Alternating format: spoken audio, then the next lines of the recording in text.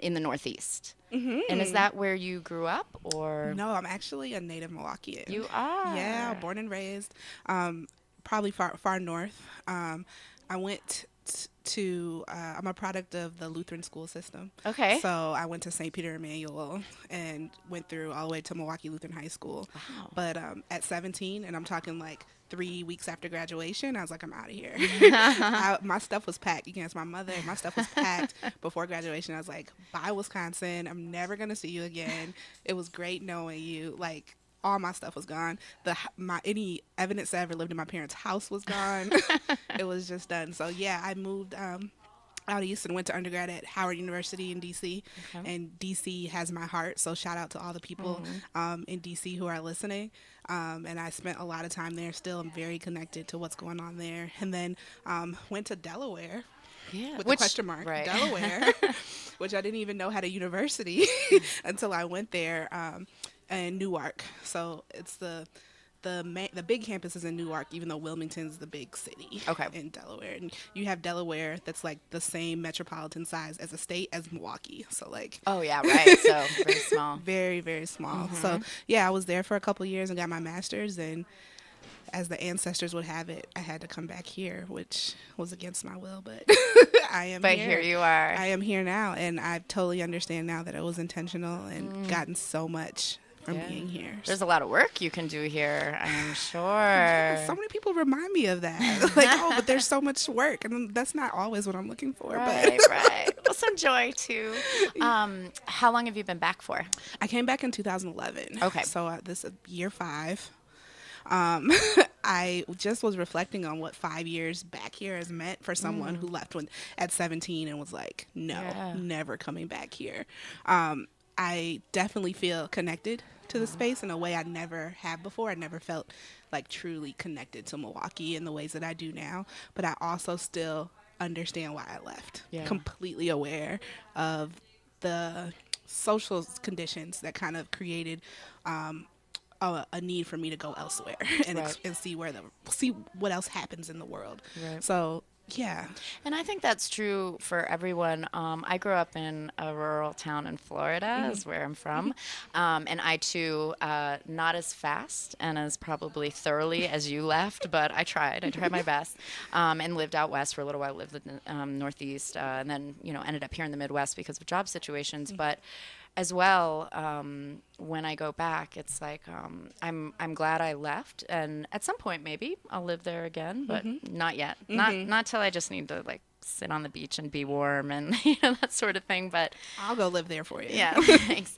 But I do think that there is something that being on your own, far away, it gives you a different sort of scope of vision. Like when you come back, you see things. I mean, you still can feel them the way they were when you were a kid and growing up, and the problems and the good things. But then you get this whole new outlook coming from a different place, and I think that's really important. I think that's really a strong formative thing that happens.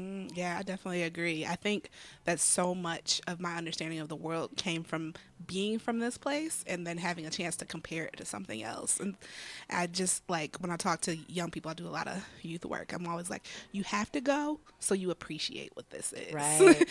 And when you're here, you can get caught up for better or for worse in a whole lot of things. Right. But like, even if your intention is like to come back, great, but just go somewhere else so you can have a better context of what this whole world is about, right. What this whole city, what your upbringing here is really meaning beyond your actual lived experience. And also it's true that like if you come back, even if you say you're never coming back or you don't intend to come back, it's, in my mind, it's almost never defeat because it's really what you make of it and, like what you do when you're back. And I think, sometimes people feel embarrassed because they move back somewhere, but I don't know, I would never get that sense, or I would never want anybody to feel that because I think wherever, I'm not going to say this cheesy hippie phrase. I just caught myself. Wow. Almost where the heart is. No. I thought you were going to say that. Nope, it's worse. I think it might be linked to like the Grateful Dead or something. I don't want to do it right now. Anyhow, let's just say I am glad you're here now. And what have you been doing since you've been back? Like, what fills your time? My goodness. Okay, well, how about this? You're like, how long is this show? Right. Do you have the next 3 hours? So, long story short, I got fired from my job in Philadelphia. Okay. And I was like, Mom, I'm coming home. Oh, okay. No, I'm going to be home in like 24 hours because I'm packing my car.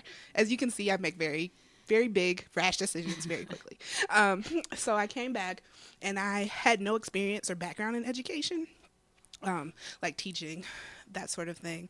And I applied for a master's program at UWM and just thought I would know a little bit about education. I walked in and they were like, "You already have a master's, just go in the PhD program." I'm like, "What?" "Yeah, and here's some fellowship money, so just go do that." Oh, wow. And so, like, I got a PhD, and it really was that What type of program was in the it? urban education Oh, department. wow.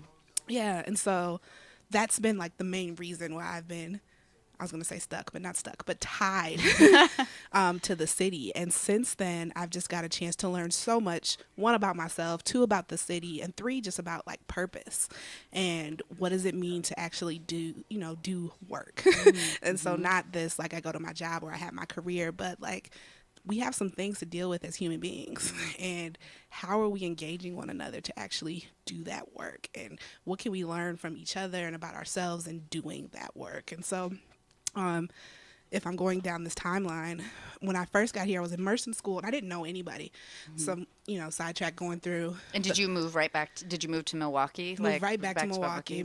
Moved in my parents' basement. Didn't have a job. Was just kind of figuring things out. And I went to high school that's not majority white now, but it was majority white when I was there, and I really wasn't connected to any peers.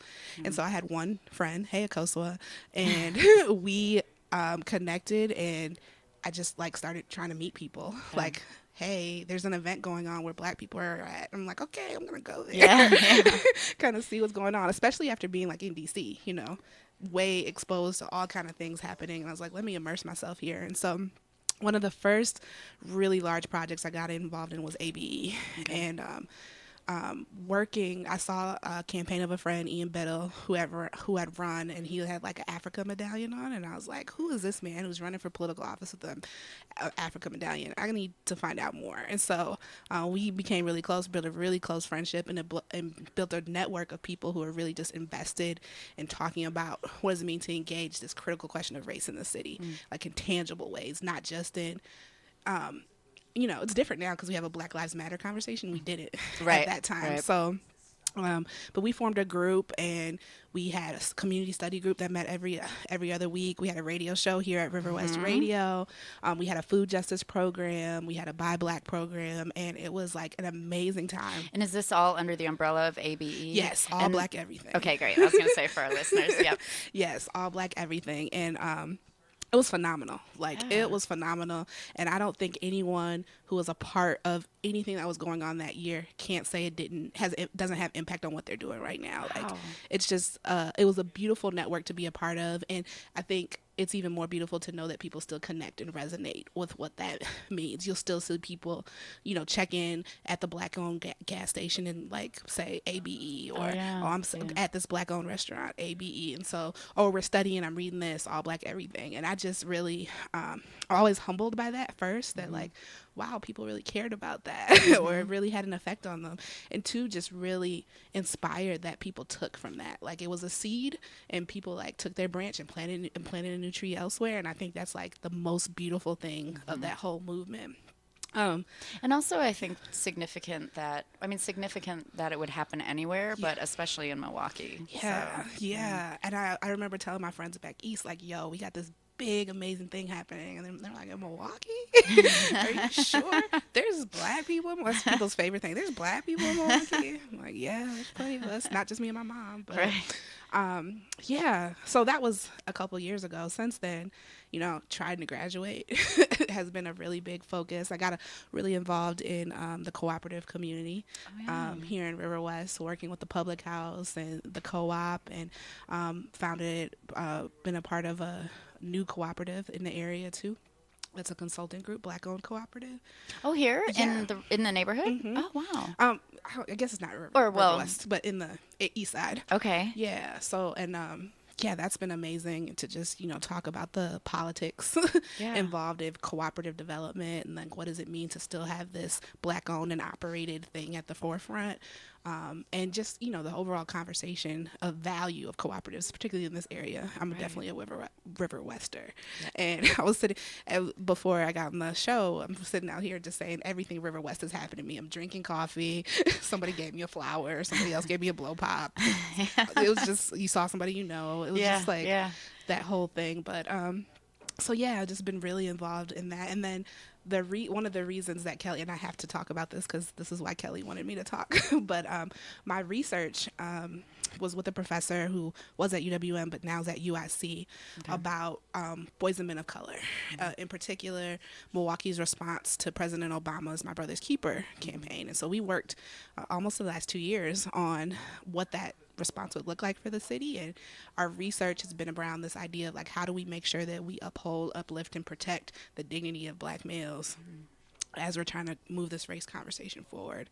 And so my research has been talking about dignity and racial equity, and really getting at that human connection, like I was saying at the beginning. Like, when we talk about all these changes and things we need to interrogate in the world, but what's that human connection that we have to really talk about, and how do we uplift it, maintain it, how do we deny it to people, and what does it Right. mean when we do that kind of stuff? Right. So my whole life right now has been about part philosophy. Mm-hmm. What is dignity, what does it mean to be human? Yeah. And then part, like, at the end of the day, how do you know you treated this person well? Right. How do you know that? And I think just in listening to your talking about it, like it is, I don't know if it's often listed as a basic human need, right? Like, okay, water, food, air. But I think that connection that you're talking about is, a human need. And it's something that, obviously we wouldn't make it this far if we didn't have that in the beginning from our caretaker, whomever, coddled us when we were young or took care of us when we were young. But, along the way, there are all these opportunities to lose that connection. And it sounds to me like the work that you're doing is to try to ensure that it remains among Black men, or that it's given to them because somewhere along the way they've lost it.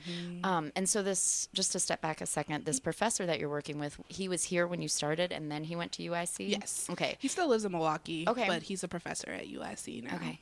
And so then in doing this research, maybe not how do you start, but how do you have a pool of men? Did you put a call out? Like, who are the men that you're working with? And, not by name, but in general, like. Yeah, so actually it started on the reverse. So even though, and I will maintain this to the end of the day, that dignity rests with the person who's the subject of it. So, like, if you're talking about my dignity, you need to come ask me about it. But also, when we're talking about dignity, we talk about, we're emphasized about how all these measures, or how we track whether we're successful or things, are dependent upon the marginalized community making a change. Like, if we're talking about people of color in politics, it's like, did they go vote?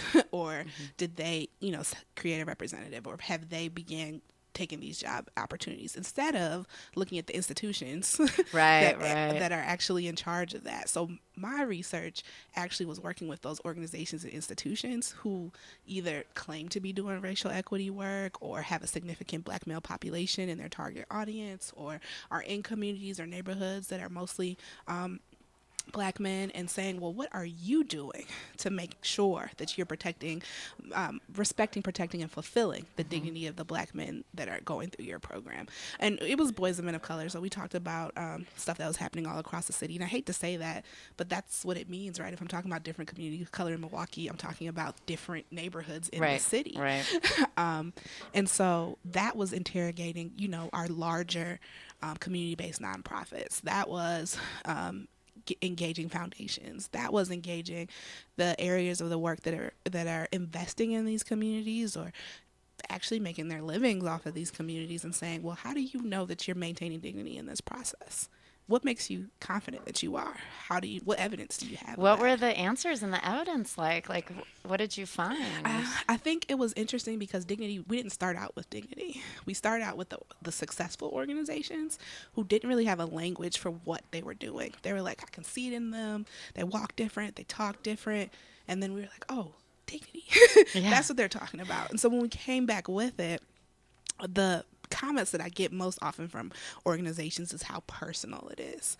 They hear this conversation and they like, I know we're talking about my work, and I know we're talking about our organization, but it's making me think about how I treat people. Mm. And so I think that's like the core of this, really addressing the racial tension in the city is like we can't, displace ourselves and say, oh, that's the organization, or oh, that's my job, or that's at work. No, this work is about how you treat the guy who bagged your groceries. Right. How did you treat him is no different than how you're treating the client who walked through who walked through the doors of your agency. Right. So let's bring those things together and recognize if you're treating one bad, you're treating them all bad. Right. So I think that's been the most critical component is like the aha moment of like, this is personal. I had Right. to think about that. And then with that, people think a lot about where their dignity has been denied. Instances where they realize, like, as a part of a marginalized community or as a part of a power struggle, I've been denied dignity in ways. And have I ever replicated that for someone else, even unintentionally? Right.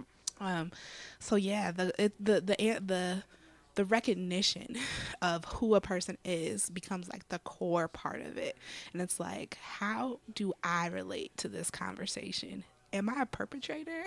Am I someone who's done this before? Oh, wait, maybe I have, but also it's happened to me. How do I protect myself in these circumstances? And how do I protect others who are going through it at the same time? So it's always heavy. People always leave like, oh man, that's a lot. But I think I've never had someone who's gone through, I developed sort of a process. No one went through it and came up and was like, this was terrible. Stay repping. No one came through it and said this process was terrible. They came through it and just like, I'm a better person, or I just want to put this a part of my life, or I can't wait to tell other people. So yeah. And I have to say, it's interesting because listening to you talk about that, it makes me think about even I've been an educator for a long time, and it makes me think of, in some ways, you're educating, like you're doing this research, and you're still an educator. Like that part of you is there, and it's strong because I think affecting somebody in a profound way, or in a way, or even the work that you're doing, if it makes you self-reflect. And I often think if it makes you a better person at the end of the day to other people, then We did our job. keep doing it. Yeah, like keep it up. And thinking about my years in the service industry too, like, when you were saying, okay, if you treat one person that bags your groceries that way and this way, like having been in this subservient, role as a server too, I felt like, sometimes people that I thought would be really nice, or even going out to dinner with friends or friends' family. And I'm like, what? You're going to talk to the server like that? Like it's like, to me, I feel like that's just this like curtain that's been lifted, and it's like, oh my gosh, like I have to really think about this, because it not only offends them, it offends me, and it makes me think like, where's the respect, or and I think in a way all of those sorts of behaviors that we put onto other people, it must be what we're doing to ourselves too, and we kind of live what we learn, what we know, and therefore I think I'm really excited to hear that you're doing this work. I think that you're not placing blame on certain things, and it's actually something that will not just help a person in the immediate, the present, but it's something that they can take with them. And I do believe in the ripple effect, or trickle down, and I think you're right. Like, you start feeling better about yourself, you start treating others better. I think it's just a very natural thing that happens, a natural cycle. How long have you been doing the dignity work? So I guess we started this maybe in 2014. Am I right?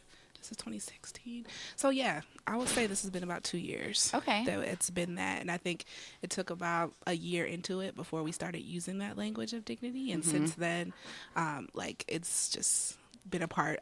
Fellows magazine just had that layout, the local health magazine that had that layout about dignity and Black men, which I think was just really, really powerful. And then there's just so many other conversations that people like latch on and like, can we talk about this now in regards to dignity? And so I think it's just, like you said, a ripple effect. It really is. And because of the FCC, we're not supposed to tell people like where to go or what to do. But if there is a website that has any information on this or any link to you, I would love for you to announce it. But if not, that's okay too. I think one of the healthiest that's personal, so I don't know, it's not a business. I don't make any money off of this. Right. But I do have like sort of a newsletter. Okay. It's a tiny letter, and it's tinyletter.com/ Monique, Monique, Inez, Inez, Liston, Liston.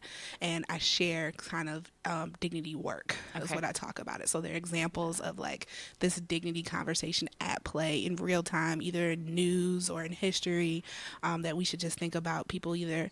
I know the last one I probably sent out was on Huey Newton's birthday, the founder of the Black Panther Party, who talked about what human dignity meant in this whole struggle for Black liberation. Another was about or upcoming one is about this kitchen. I think it's in Kansas City. It's a soup kitchen, but they serve restaurant style. Oh, I Because saw that yeah, online. and we Yeah. talk Maybe you about posted it on maybe your yeah, page. yeah, Yeah. yeah, yeah. And it's I I talk was a like. dignity in food is like a big, big, big, big, big passion of mine. And so just like talking about what does it mean to serve someone in a dignified way the food that they eat. And What a difference that makes. yeah. I mean, oh, I can't. It gives me goosebumps like thinking about it. And the Completely. logic shouldn't escape us because don't we feel better than when we take our food out the microwave and stand in front of the kitchen sink and eat it versus when we go out and sit at a table? Like we feel differently, so why wouldn't anyone else feel Right. differently about Right. it? So, Yeah. yeah. Ooh, I think I have a crush on you. You wouldn't be the first. I'm just kidding. It's probably true. It's really true. So why Tiny Letter? Can I ask that as far as the name goes? Is there any background story to that? Or Well, it's like a newsletter. okay, Yeah, it's like a newsletter, like a blog spot, but okay, it's like made to look like a small short thing to send it to people's email. So oh, I okay, think it was like the only thing I could make. Everyone wanted me to write a blog. yeah. I mean, I have one. Don't go to it because you'll be like, this isn't dignity work. But I just was like, all I can manage with my schedule is something that's like can come out randomly and can be just like a picture Yeah. that depicts it. That's So all you have energy for yeah, at the end of the day. yeah. So food. So do you cook? Do you what? Gosh. If like, there wasn't like black liberation to fight for or sexism or patriarchy or white supremacy or any of that stuff, I would have been like a chef. Oh wow. Yeah, so like you had to get rid of all of those things so that I could dedicate my life to food. But one of the things that is so vitally important, one, I'm doing a talk tomorrow about food and dignity, but is that we talk about dignity as what separates us from animals, is that we have this sense of relating to one another that determines worth. Like, I am valuable because I see you as valuable, and because I see you as valuable, I see myself as valuable, and that's human dignity. So that's what separates us. But the other thing that also separates us from animals is that we cook our food. So how can we not connect those two Right. things, that we relate to each other and we spend time cooking? And so I know one of my favorite people in the world, Venus Williams, talks about that too. But it's been like a crazy connection for me because the art, the science, the time that we take to cook our food is all dignity work. There's nothing about that that's Well, not about dignity. And it's interesting that like times you get together with your family, what Mm-hmm. commemorates it? Food. Even our contemporary holidays, what's at the heart of it? Food. Food is used as a reward. Food can be, in a bad way, it can be a punishment. The way you're served it, or what you're left to eat, or even thinking about being a kid and not being allowed to eat pizza because I was naughty or something. Then it's like this whole thing. And so when I hear you talk about the soup kitchen that actually serves people as if they're customers or even family or however it is, it seems to me that I think you're going to be the one to find the way that food works into all those other matters, all those other issues you have to deal with too, like concurrently. And I agree, there's something about food that beyond fulfilling our physical need, there's all this psychology wrapped up in it. And yeah, I'm with you. I love to eat. Yeah, that's a big, big, big, big, big thing. I mean, like you were saying, we want to celebrate, we want to mourn, we want to grieve, we want to do all of that over a plate. And no one really feels the best when they do it over a plate of raw kale. It's usually like, this food was cooked by somebody. Right. And I know for me, like the only sane moments I have in the middle of like everything that I have going on is like, okay, I'm going in the kitchen, I'm making myself something to eat. Not just eating, but making it. Well, it's funny because you remind me when the first person that was really close to me, I lost them. I remember my mom. I was about 18. My mom saying, "Okay, I bought all these groceries and I'm going to cook," and I was like, "Oh, I don't want to eat." And you know what? She put it in front of me, and I ate it like it was my last meal, you know, and it was good and it made me feel better. And so I think there's something really to that. Um, I want to try some of your cooking sometime. I can't wait. I know Kelly was like, when are you, the cookbook, the food truck, when is all that coming? And I was like, yeah, I got to handle all the other world's problems first. We need you to graduate. That's it. That's it. When are you anticipating graduating? I know if you say these things out loud, people will hold you to it. But Okay, you don't have to then. I am done this summer. You are? Yeah, I'm Wow, done that's this summer. great. Yeah. And what are your plans? Do you have plans? Are you going to chill for a while, keep doing work here? Are you looking at some point in the future, do you want to go back to the East Coast? I think I want to live everywhere. Like, I just want to experience the world. I'm so connected to Milwaukee in so many wonderful ways. My entire family is here. Entire. That's nice. So, like, actually, even if I yeah. move somewhere, my entire family is here. So I'm always going to be connected to Milwaukee in a very special way and have so many roots, particularly in the work, growing and blossoming here that I'm going to continue to nurture. But I'm looking forward to like spending the summer traveling. I've got plans to go to Ghana in July and hopefully go to Abu Dhabi. And I'm just like I excited. hope to do someone that. very special is listening right now because I wanted to go to Ghana this summer, but I have to wait another year. So I'm really excited for you. And I look forward to seeing your photos from it and your can't wait. posts. Yeah. He has some family who lives in Ghana and a place to stay, which is kind of nice. That's the I want best to go to part. Morocco too. Yes. Oh my gosh. For food reasons. Yeah. It's really my main interest there. Well, it's true. You know, when I travel, I'd say the thing I spend the most money on and the most time researching or seeking out is food. Where are we going to eat? Yeah, what are we going to eat? Well, Monique, we are wrapping up, and I want to say, for one, am glad you're back in Milwaukee. I think you're doing really important work, and Appreciate it. yeah, it's meaningful, and it was nice to meet you finally. Yeah. And thanks for having me. This was great. Yeah, I'm well, excited actually, about your show. I love the idea of the show continuing on and then me having repeat guests because there's always so much more to talk about. And clearly, looking at your CV, any information about you online, you have a lot of stuff going on. Thanks. So thank you for what you do. No problem. And I'm going to let everyone know in 8 seconds, 5 seconds, that you are listening to WXRW LP Milwaukee. This has been Broadcast. We're on Tuesday nights, 6:30 to 7. Thank you for your time. See you next week.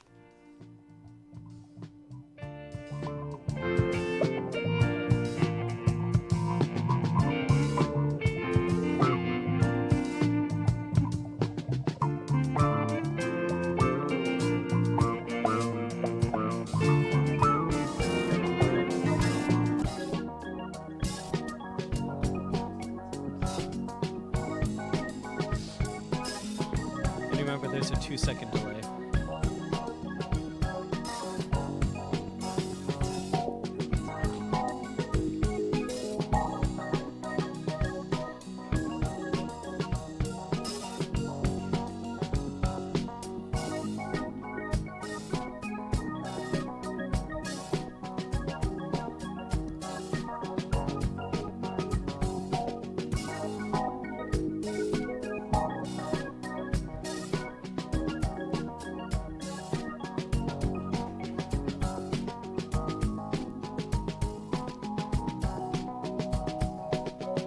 You are listening to River West Radio on WXRW LP 104.1 FM in Milwaukee and on riverwestradio.com. Now you can listen everywhere with the Stitcher app and TuneIn Radio app on your phone.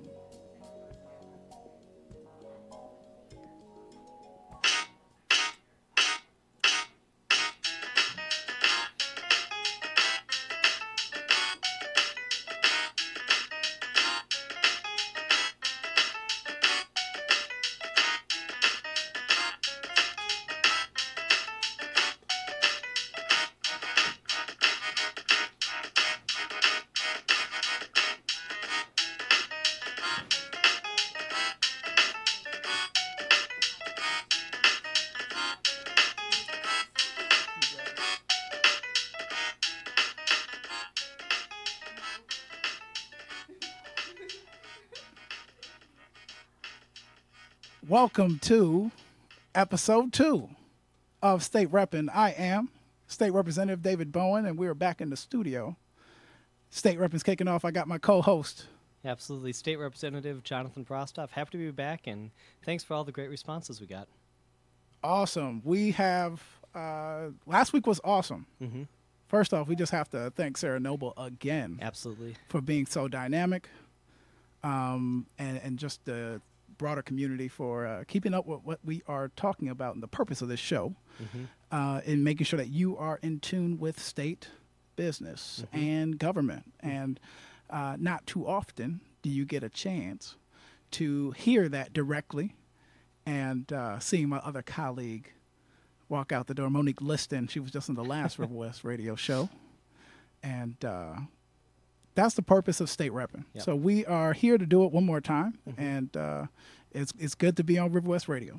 Yeah, and we also want to make sure we give a huge shout out to the show's producer, Tracy Corridor. Absolutely. Wonderful producer. She does great work, and she does it all for free. It's a voluntary endeavor, so we appreciate her help. And yeah, she is fantastic. We cannot do the work we do appreciate without her time and energy, and just her ability to help us bring us to you, the state repping that you get a chance to hear all the time. And we also want to thank, again, all of our listeners and show supporters. We got a lot of really good feedback, whether it was text messages or Twitter, whether it was Facebook or emails, or just in person. I had a couple people come up to us tonight at some of the events we were at, and we really appreciate that. And keep it coming. We hope to continue to grow and offer some great programming for you all. And thank you very much for being with us. Absolutely. If you have any questions, comments, make sure that you use the hashtag on Twitter or Facebook, hashtag State Reppin', hashtag State Reppin'. And also, usually we are going to have the kind of regular show format where we have the Madtown Breakdown, the Community Connections, the Worst Person in Wisconsin Award, or just the General Worst in Wisconsin Award, and some district highlights. But today we have a special day. It is Women's History Day. Women's International. Well, I guess it's International Women's Day. International Women's Day. That's right. There it goes. We're just making sure everyone was paying attention. That's right. That's right. Absolutely. So, any dynamic woman that you'd like to highlight, Jonathan? Yeah, I think there's quite a few in my life, but I'm going to take the cheesy route and say my mother, who obviously, it's kind of the easy route for me to go, and I hope she's listened to this, but she was an entrepreneur at the time when not a lot of women in America were starting up their own, not only businesses, but she started her own kind of niche within the industry of geriatric care management, and she's been a great influence on me and has done a lot of good for this world. Take the easy path and just say, let's take a moment to recognize my mother as an amazing entrepreneur in the community and someone who's done a lot of good work nationally for geriatric care management. Absolutely. If I get a chance to highlight a dynamic woman, I just can't pass up on recognizing my mom, a immigrant from Jamaica, the great island of Jamaica. And she was the first in my family to come to the States and settle here in Milwaukee first, and then my father had a chance to come and settle here after that. And so first I want to highlight her, and you can't pass up International Women's Day without mentioning Susan B. Anthony, who we all know is one of the greatest women's rights activists of all time. So definitely shouts out to her. Absolutely. And we'd also like to know who you'd like to nominate. So get at us, again, Facebook, Twitter, email, with who you think should be recognized for this very special day for, very special recognition. Absolutely. Actually, the equal pay for equal work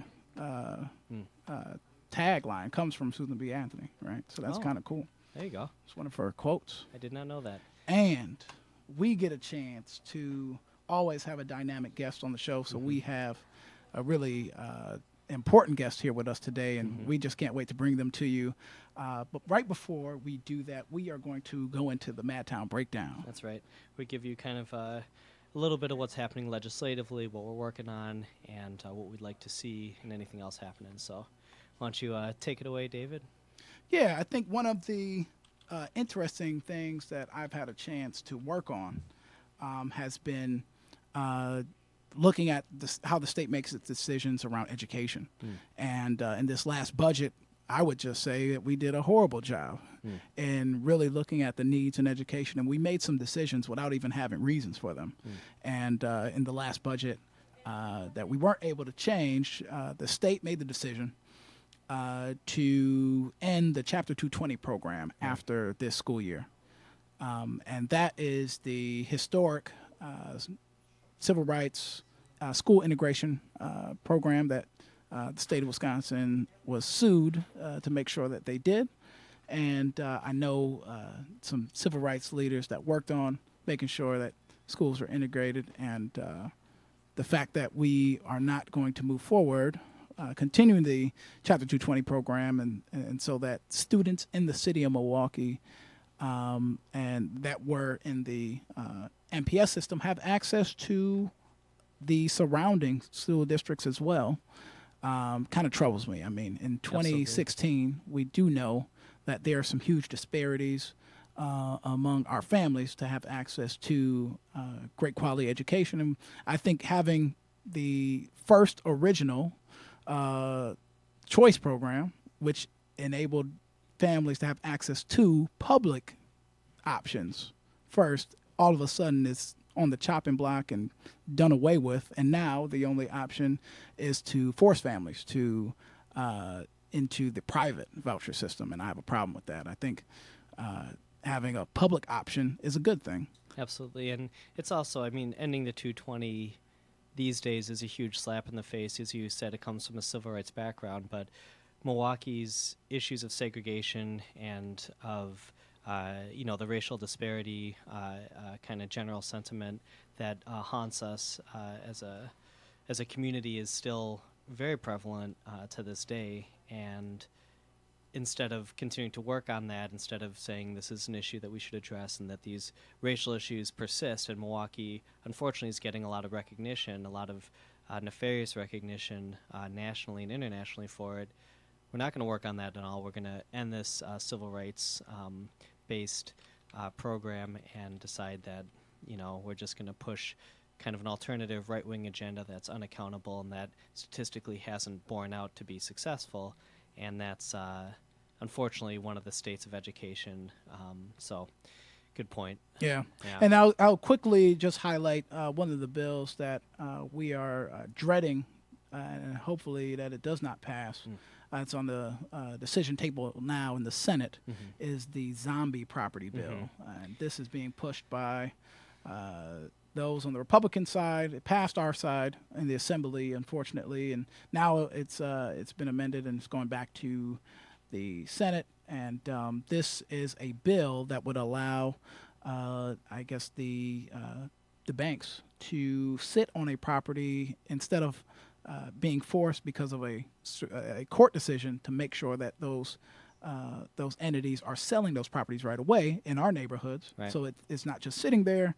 This bill would give them a whole year to decide what to do with that property, and even gives them the option to walk away from that property. So it's a pretty bad bill. Yeah, and we have people like Representative Goyke who, among others, is really, shouts out to Representative Goyke. Absolutely, he really took the lead on that legislation, partially because I think his district is one of the hardest hit by it over there on the west side, but also it's just a really important bill for Milwaukee, and him and a lot of other leaders over the past, I've known about it for, I guess, about 6 years or so now, and the great work that Common Ground has done on it. It's really quite a slap in the face to all the community leaders and activists and legislators who have spent so much time working on this important issue in our community. And yeah, it's not. This isn't like the good, like Walking Dead zombies or anything like that. This is bad, non-fiction, reality-based, negatively impacting our communities, and especially some of the communities that are already hit with other economic strife that haven't recovered. So that's a good one to talk about, I think. Yeah. What about your bills, Jonathan? Well, there's a couple that I'm working on right now, especially after the community conversation on mental health. I was able to work with some leaders from all across the community, and I just met with NAMI again yesterday to go over it with them. But I came out with 6 bills that I'm drafting right now And we don't have time for all of them, so I'm just going to talk about one because I think it's particularly pertinent to the conversation we're going to have later tonight about Lincoln Hills. And that's about solitary confinement for those who have, and I'm going to kind of use two different terms here because I'm still working on exactly what the legislation will say, but it'll be serious or severe mental illness within our criminal justice system, within our prisons, house of correction, and jail. And it's going to ban solitary confinement for those folks. And this is an issue that came up in the community conversation that I hosted, but also has come up quite a bit. And it's something that, all the data on it shows it really hurts people with mental illness, especially those who are suffering from severe mental illness issues, and it really hurts the recovery process. It's a bad thing to do to someone who's really in need of medical attention. And again, it doesn't get at the greater issue, which is basically that we have to address medical issues as medical issues, whether they're titled mental health or anything else. A medical issue is a medical issue, not a criminal justice issue. But in the meantime, it helps put a little, fix on the micro chasm that we see. So that's the one piece of legislation I kind of wanted to talk about. And during later shows, we'll have some more time to address the rest. But I think it's a really important one, especially given the conversation we'll have in Lincoln Hills and some of the problems within our criminal justice system. I think this is a pretty easy one for my Republican colleagues to pick up on, and once they see the data, I hope we'll be able to convince enough to pass that legislation. Right. Yep. Absolutely. Yeah. So let's change gears. Yeah, moving right along, we have a very interesting situation in Wisconsin right now. Just a couple news pieces we want to go over right quick. Mm-hmm. So where should we start? Where do you want to start? We got three interesting topics. I'm going to jump to our dear governor real quick. Our governor is said to endorse soon, and I guess we have to guess on who he's going to endorse. But he lost horribly. And if you look at the polls, most folks in Wisconsin believe that that he shouldn't have ran for governor. Should not. And he's pretty unpopular in his own state. Should not have ran for president. He should not have ran for governor. I said governor. Or both. or both at this point, right? Or president. Right. But it's I wonder. Or county executive or assembly, right? Or 1% that he did get in the polls. I wonder who he wants to give it to. Right. It was barely 1%. Yeah. And, it's interesting because a lot of and again, this is bringing it back to state rep and to our legislative issues here in Wisconsin, something a lot of people don't realize is a lot of the really bad policy we got this cycle was specifically because of the presidential run. For example, that's right. The not expanding Badger care. He's saying, well, I don't have to listen to the President of the United States, later for Obama, I'm going to do my own thing, and I'm going to really stick it to him. Turning down the money to expand our public transit infrastructure and our transit infrastructure in general, not to mention all the jobs it created, not to mention the lawsuit that we ended up losing and the lawyers we had to pay to engage in the lawsuit. So all that money, all this terrible policy, the attack on family care and the IRIS program, the self-directed care model we have, which nationally has been seen as a leader and something we did actually really well, and something that actually Republican governor worked very hard on. It was not Scott Walker, it was Tommy Thompson, but he spent years developing this and brought in a lot of stakeholders to his credit, and now his one of his successive governors wants to completely eliminate this. So and change the format in a way that is very troubling to folks. But again, all this because of this failed run for president, and he didn't even make it. Not even make it to like the 8th round, 10th round, 15th round of this. He didn't even, he barely got out of the door, and we had to. Yeah, I mean, he was first to drop out, right? Yeah, and he had to sacrifice so much good Wisconsin policy. Bipartisan stuff Republicans believed in, but they held the water for him. They pushed this bad policy agenda, and now what? Something to think about. And this is one of the few things that I'll thank Donald Trump for. He was relentless in holding our governor man. accountable, Scott Walker, to something. the That dude. reputation that he actually has in his own state. Yeah, it was. Things are actually in shambles. 10,000 jobs have been laid off in 1 year, most in, I believe, 20 years. Yeah. Yeah, Yeah, we had a number of just catastrophic things that continued to happen, and Yeah, we were one of the last Midwestern states to recover, if you can call it a recovery from the recession. yeah, and we're still struggling behind the national. Right? Yeah, lacking in entrepreneurial efforts in Wisconsin. Now we have, again, some horrible racial issues that persist and have even been exacerbated.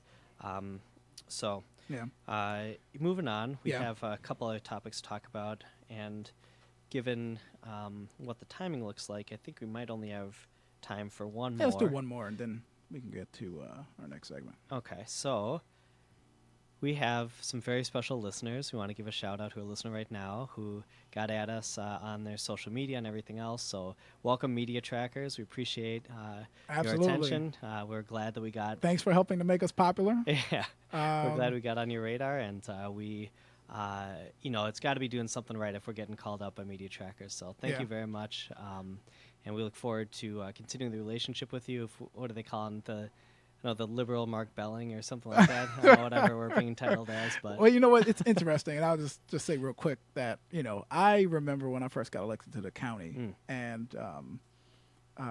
there was something that stuck with me from a number of my supporters and mentors. They said, when the wrong people are calling you out for something, that definitely means you're doing the right thing. And I have no problem making the right people mad. Absolutely. Right? I have been a champion doing that. And I remember when Charlie Sykes and Mark Belling said my name for the first time on 620. I mean, it felt great. So we can continue that with media trackers. Appreciate it. And it's an honor to be in the spotlight with you, Jonathan. Absolutely. Absolutely. And, to reemphasize, completely, appreciate all of our listeners, whatever political spectrum they are, if they're the extreme right wing like Media Trackers or anyone else. We appreciate it. Stay on us. Let us know what you're thinking. And if you guys have any questions, feel free to get at us. And if you'd like to get on the show, hey, reach out. Yeah. We're not afraid to debate. Yeah. So thank you very much. And I think that we have quite a heavy topic to get into tonight that I think that we should really get right on it, because it's one that's very important that people have probably read quite a bit about, and we've gotten already a lot of attention, even though we just posted our question about it. We've gotten a lot of messages, so let's get right into it and talk about an issue that is very important to Wisconsin and very tragic, and that you've done a lot of work on. So do you want to kind of bring our listeners up to date and introduce our guest? Yeah, I mean, this is a troubling topic. If you have seen the reports in the news on Lincoln Hills, juvenile corrections facility up north in Irwin, Wisconsin, it is troubling to see that abuses are happening to children. And we have a unique guest who is a civil rights attorney. Let's give a round of applause for Mark Thompson. Yes, Mark, thank you very much. Thanks for coming in. We absolutely appreciate you. And let's also highlight that he has a great voice for radio.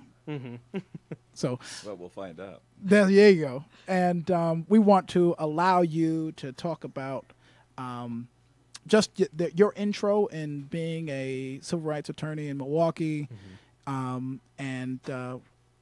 being introduced to this case.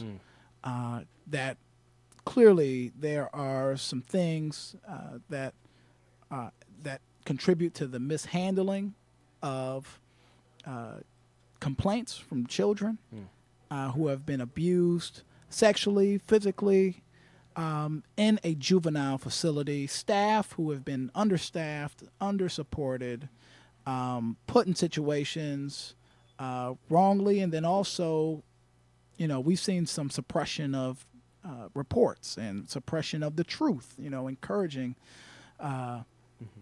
staffers to lie, So let's allow you to grace our audience just with your perspective, Mark.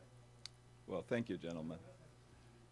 And we're just going to ask you to come a little closer to the microphone. It's really, yeah, How's that?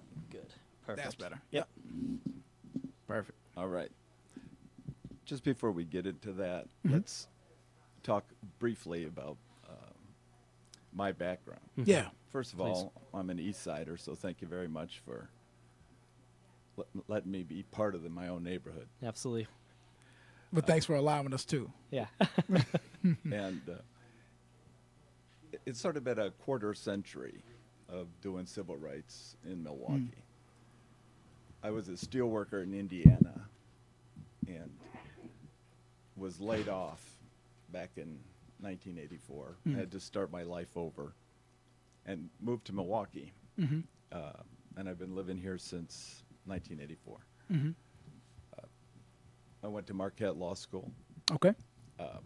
After law school, I clerked for a federal judge in Chicago, Judge nice. Coffey, Okay. Seventh Circuit. Nice. Shortly after graduating, I started with my current law firm, Cannon and Dunphy, and my partners, Pat Dunphy and Bill Cannon. My first foray sort of into civil rights in this community was an excessive force case where a young African American was shot in the back and left paraplegic all over a dime bag of marijuana. I know this is an issue that is close to Jonathan, and think of the absurdity today Right. with Colorado legalizing marijuana. That's People right. becoming billionaires, That's right. and we had a young man shot in the back. Yeah. So that was the sort of the first intro. In the last quarter century, then I've been involved with several cases in the city and around the state at civil rights cases where someone's civil rights are violated. I had the Justin Fields case where a young African American college student shot in the back, killed, where the city attorney spent a fortune creating a video as a cover-up. Oh, wow.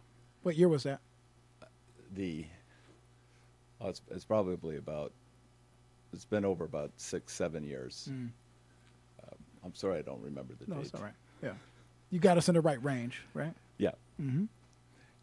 More recently, I think because of all the different cases I've had against the Milwaukee police in particular, I was asked to represent Chief Flynn on his the Manny appeal, and the whole, Christopher Manny was fired over the Dontre Hamilton. Yep. incident. Officer that Slaying, shot yeah. Dontre Hamilton 14 and times. I think one of the reasons I was invited in on that was because I had a long track record of pursuing You have civil that rights credibility. cases, and that sort of led up. Then more recently, my partner Pat Dunphy and I were retained to represent one of our young youth who were in the care of the state at Lincoln Hills. And the Lincoln Hills, school for boys. That's what it is, for Right. boys. So what have I learned, sort of in the context? Many, many things are still to be revealed. The key issue right now is the U.S. Attorney, the Western District of Wisconsin, John Vaudreuil. He now has the lead on the investigation.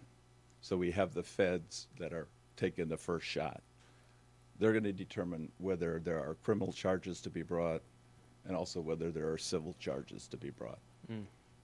So all eyes in the neighborhood's eyes should be contacting Madison and finding out what's going on and when are they going to be releasing information to the public. Right. And if people want to do that, how do they follow up?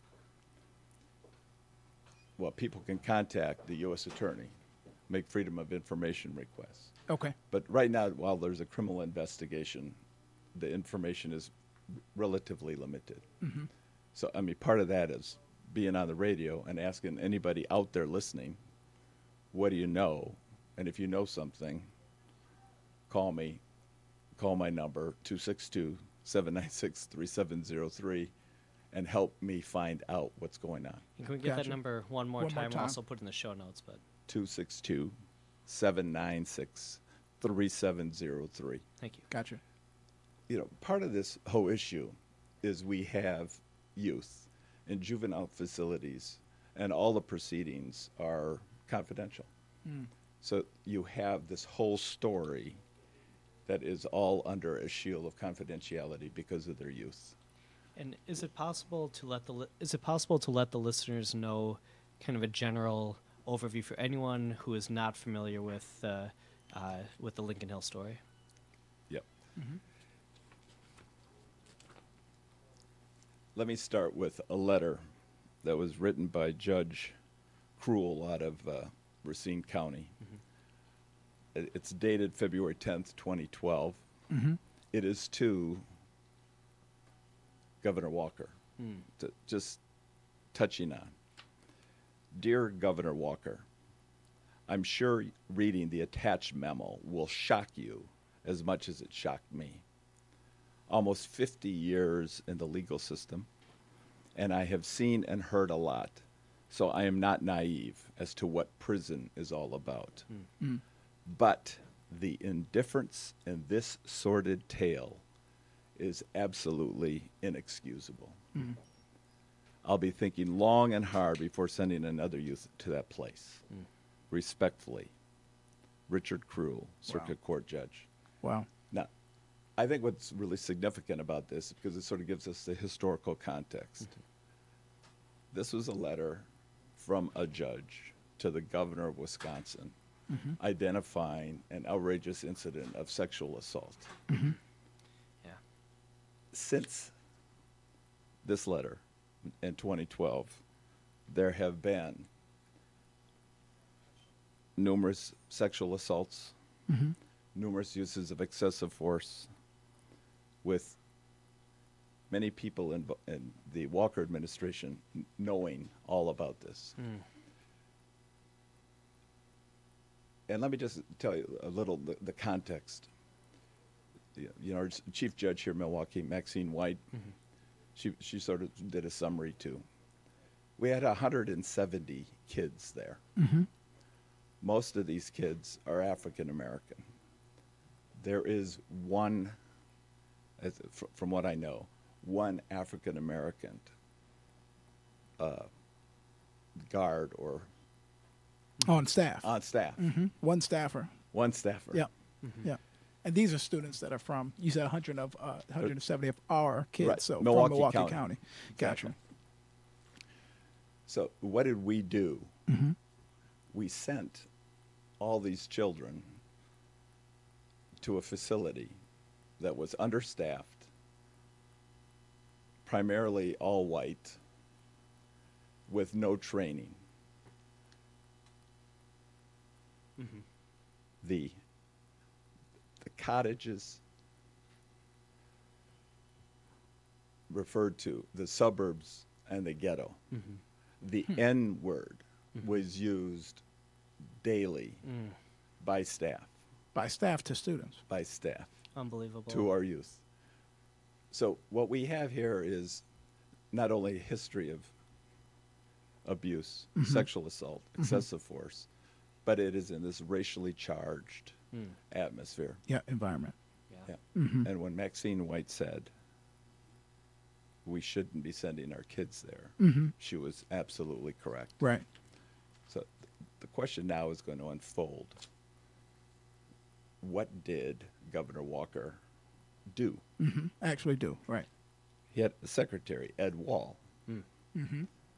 What did Ed Wall do? Yep. What did he know?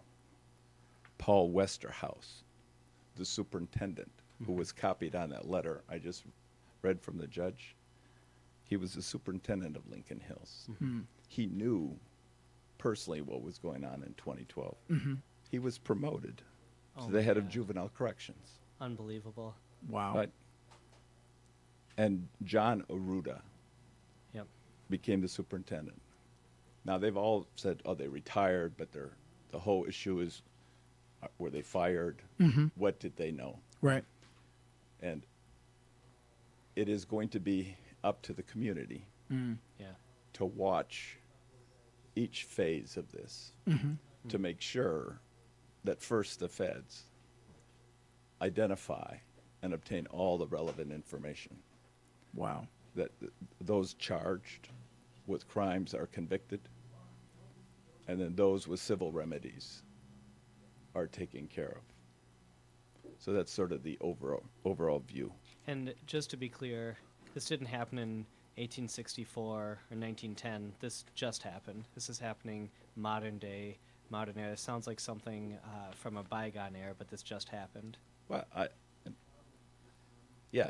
obviously it just No. happened. But and I think that's part of this myth that we have to look at ourselves in the mirror. Right. When we as a community decide we're going to send our children far away and we don't pay attention to what is the system in place, Right. who's being trained, are they being listened to?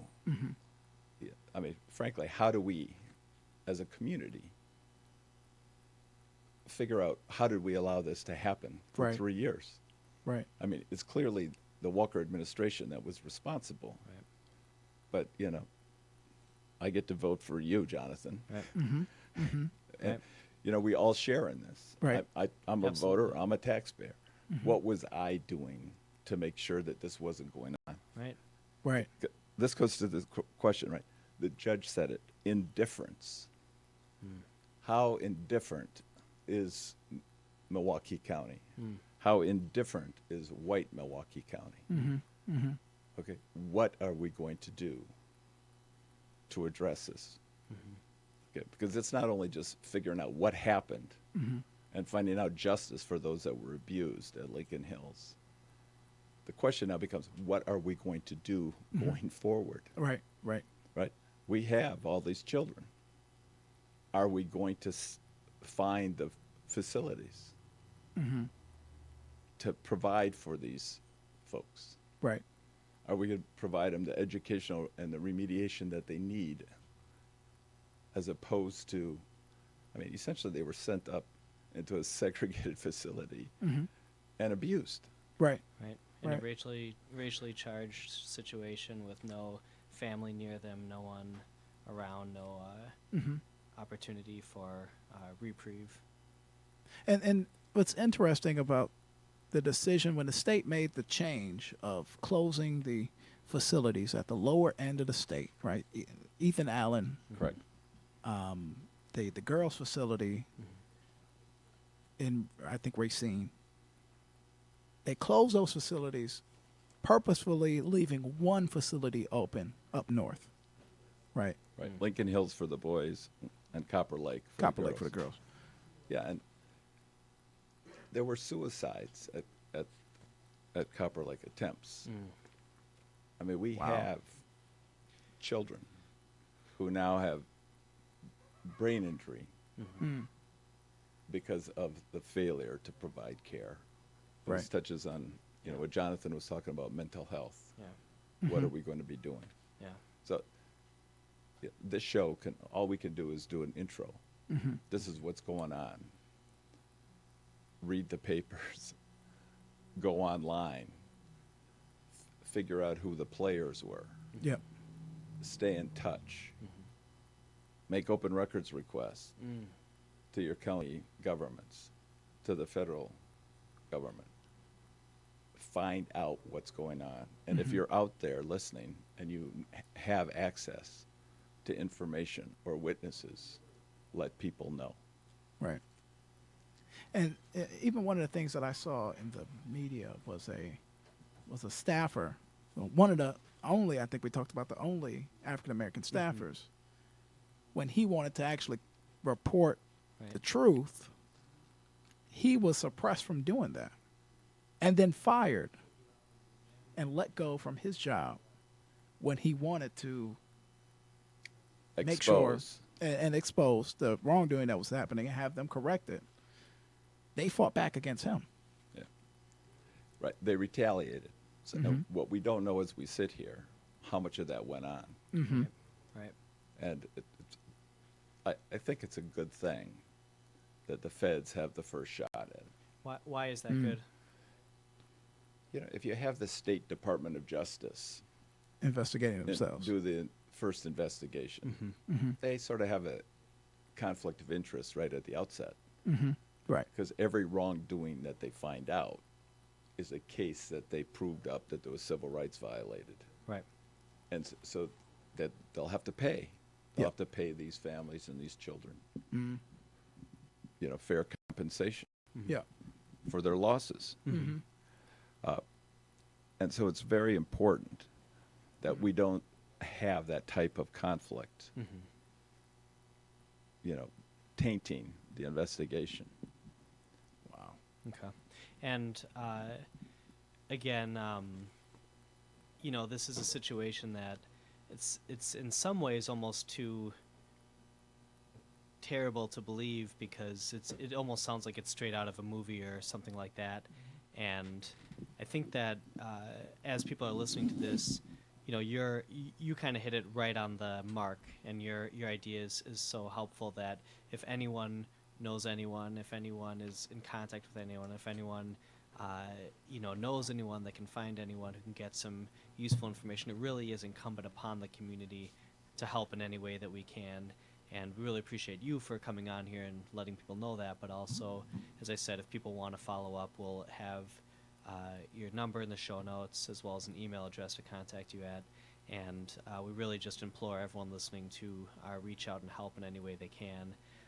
This is, I think, an indictment of what happened over there, but also, again, systemically, we have an out-of-control prison industrial complex in this country, and in Milwaukee and in Wisconsin specifically, and a lot of these issues can be done, can be worked on the preventative side, especially when it comes to, you know, my kind of main interest, mental illness. But there's a lot of other kind of on the front end investments we could be making in our community that could soften a lot of this up. And I think, you know, it's not just about exposing the atrocities that happened here. It's about fixing the system that led to that, and that's kind of the micro-macro consideration we have to make. Right. I mean, there are a lot of well-intentioned and good folks that work in corrections. Absolutely. But when you develop a policy that is so over the top, I mean, when judges write comments about how indifferent and how outrageous the situation is, Right. you know that something bad's happening. And that means you have people in supervisory positions that are not stopping bad conduct. Right. Right. And when you do not discipline or stop it, it's like a green light. Yeah. Yeah. And this is not a new thing for Wisconsin. There was a period of time we sent many, many African Americans to private prisons, Tennessee, you know, Corrections Corporation of America. They were tortured. Right. You know, that's an old Right. case. So this is a case where we, as a society, have to pay attention to those folks that are the weakest. And, you know, frankly, a lot of people, it's much easier just to have your coffee, Starbucks, check out your Facebook and Right. Twitter accounts, Right. and not pay attention to what's happening to our young people. Yeah. And one of the other things that I want to highlight is that I would hate that we get so conditioned and desensitized from the fact that our young people, you know, they may commit wrong, right? And they have to pay the price for that wrong, right? And we get so desensitized that we would say, well, they shouldn't have did anything wrong in the first place. Because what we're talking about is whether that young person stole a car, whether that young person robbed somebody, is that they can pay the price with being incarcerated, right? so that they can be rehabilitated and come back to the community, hopefully better than what they did before. And this is, but we're talking about children. At the end of the day, And we're it's a talking about problem if this community signs off from standing up for children when they commit wrong, because it was likely a time when you committed some wrong too. And we're talking about children of color. Like, the race dynamics in this situation are blaring. Oh, Right. yeah. And that's why I started there. Yeah. And if you look at the coverage, that hasn't been addressed nearly enough. Yeah. Yeah. I mean, and the language that was used, Yeah. and sort of this, it is from another epoch in that sense, from Jonathan. But we really do have to engage. And frankly, if anybody out there, if anybody knows anything, Right. this is the time to tell the stories. Yeah. And you're talking about former staffers, you're talking about former inmates, Anybody that family knows members anything. of inmates that might, or juveniles that might know or heard stories of things that were Absolutely. going on. Wow. I mean, this is highly disappointing. And the fact that, the governor of Michigan, after the Flint Right. water crisis broke out, and they went to the governor and said, well, when did you know? And the guy from the EPA, the federal EPA, when did you know? And people started calling for resignations, and the calling of elected officials to step down because Right. people are losing trust in the system. Well, and that's why I started with the letter from a judge, From a Yeah. judge. to the governor. Yeah. Okay, I mean, this is with a significant memo enclosed with a horrible story about sexual assault. So this isn't something that one can just say, oh, I didn't know. Right? I mean, Exactly. when you get something like this from a judge, you have to flag it. You have to say to your secretary, find out what happened. Yeah. And end it. If it's true, end it.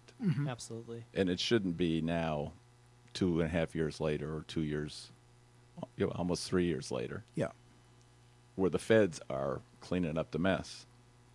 It's Right. just completely unacceptable. One, it seems like instead of taking on the responsible thing to do and, taking action, or even now taking responsibility, there's still this kind of blame game between, Walker and some other. It's just this kind of constant back and forth, and they're not.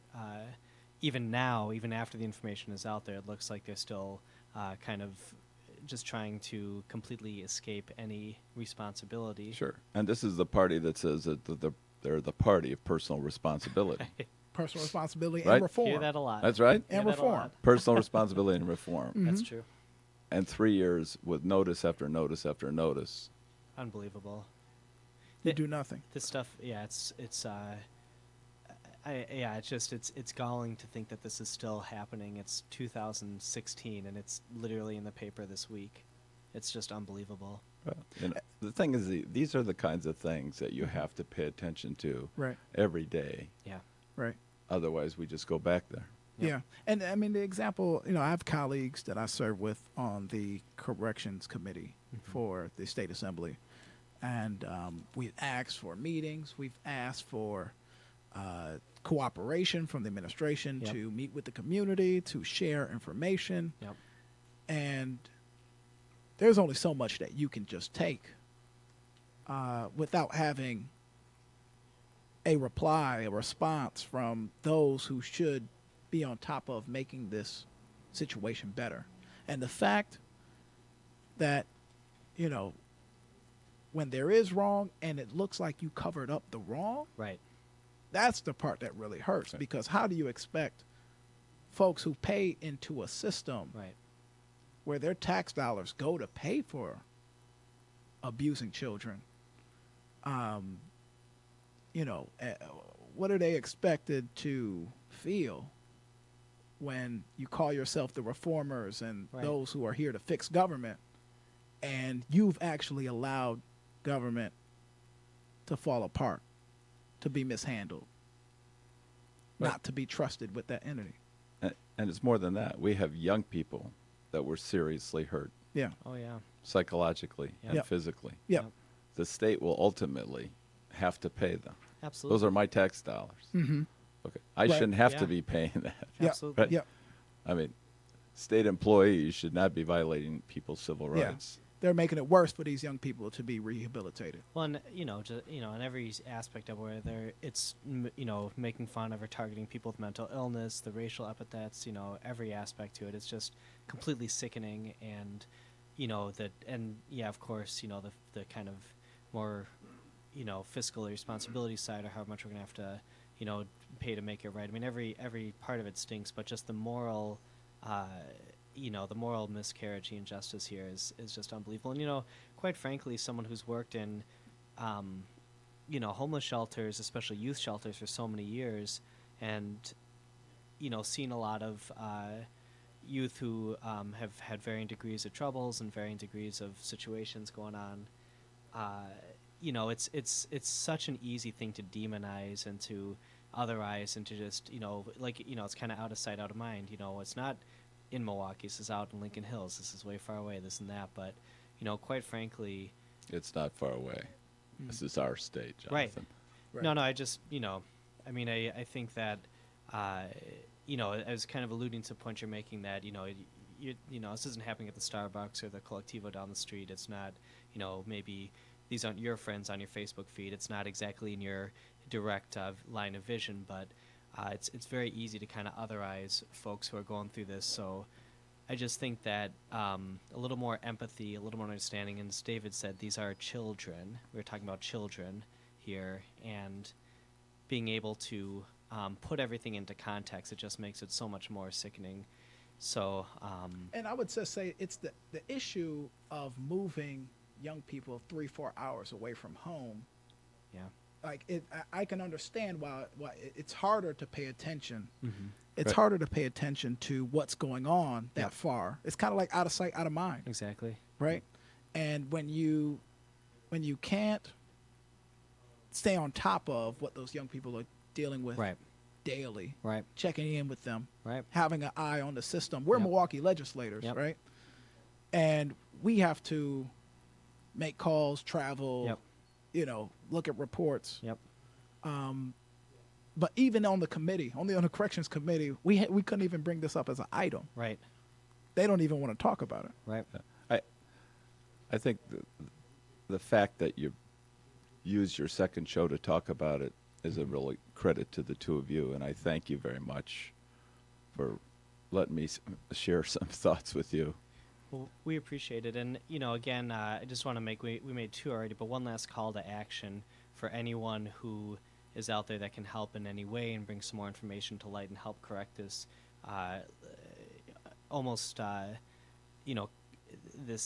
this complete injustice and miscarriage of morality. Let's give out your number and email address one more time, Mark, and we'll put it in the show notes. But I urge anyone who can get in contact with Mark to help in any way to please do so.